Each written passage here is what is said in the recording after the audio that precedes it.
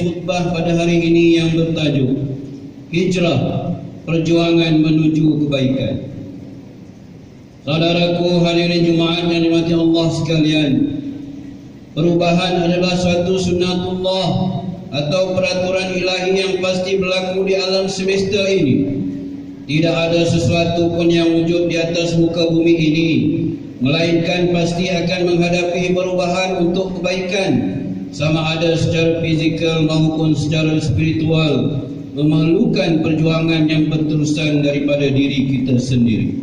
Allah Subhanahu wa taala memberikan contoh yang jelas berkaitan perubahan yang berlaku dalam diri manusia menerusi firman-Nya dalam surah Ar-Rum ayat 54. A'udzubillahi minasyaitonir rajim.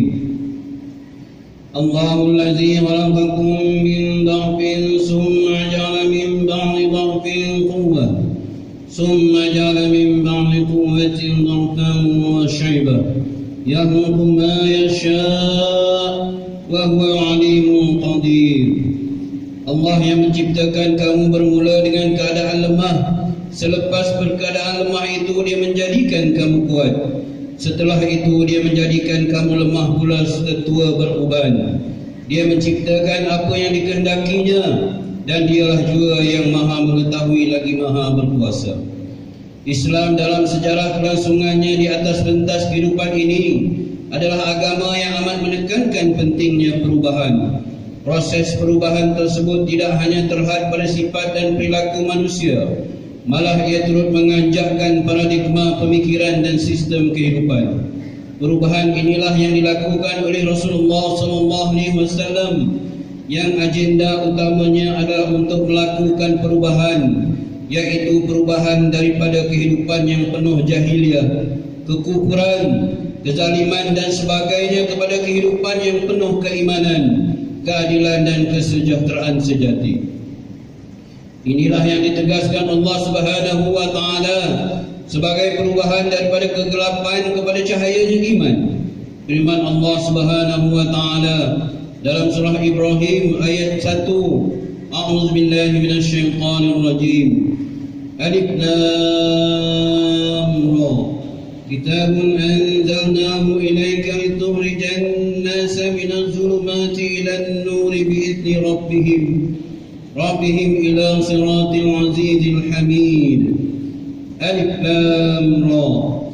Ini ialah kitab Al-Quran, kami turunkan dia kepadamu wahai Muhammad sallallahu alaihi wasallam, supaya engkau mengeluarkan umat manusia seluruhnya dari gelap gulita kufur kepada cahaya iman dengan izin Tuhan mereka ke jalan Allah yang maha berkuasa lagi maha terpuji.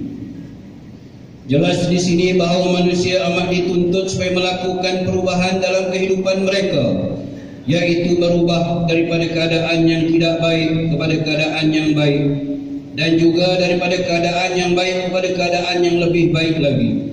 Barangkali inilah maksud Rasulullah SAW melalui sabdanya yang diriwayatkan oleh Sayyidatina Aisyah radhiyallahu anha, la hijrata ba'dal fath walakin jihadun wa niyyah wa idza stunfirtum fanfiru.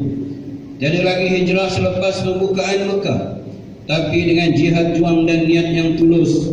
Dan bila kamu diperintahkan berjihad, maka hendaklah kamu patuhinya. Riwayat Bukhari dan Muslim. Saudara, hijrah di sini bukan bermakna kita cuba melarikan diri atau mahu menyerah kalah.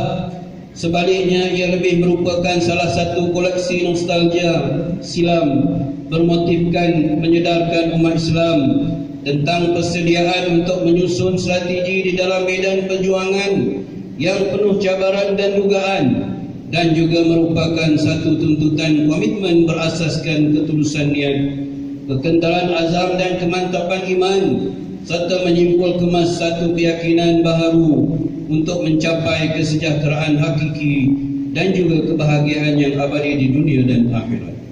Di samping itu, Allah Subhanahu wa taala juga memerintahkan umat Islam supaya melakukan perubahan sebagaimana firman Allah Subhanahu wa taala dalam surah Ar-Ra'd ayat 11. A'udzubillahi minasyaitonir rajim.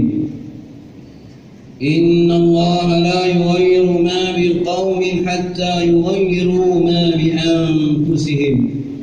Sesungguhnya Allah tidak merubah keadaan sesuatu kaum sehingga mereka merubah keadaan yang ada pada diri mereka sendiri. Di dalam tafsir pimpinan Ar-Rahman, maksud ayat di atas menjelaskan mana-mana kaum yang hidup senang lenan dan aman damai disebabkan oleh iman dan taat kepada Allah Subhanahu wa taala, juga oleh akhlak yang mulia dan terpuji. Sehubungan itu Allah tidak akan mengubah keadaan mereka yang baik itu sehingga mereka mengubah apa yang ada pada diri mereka sendiri dari iman dan taat kepada kufur dan maksiat, dan dari akhlak yang mulia kepada akhlak yang keji, kerana dan segala sifat dan perbuatan yang jahat dan keji itulah sebab yang membawa kehancuran. Demikianlah sunatullah atau undang-undang peraturan Allah yang tetap berlaku pada sekalian makhluknya.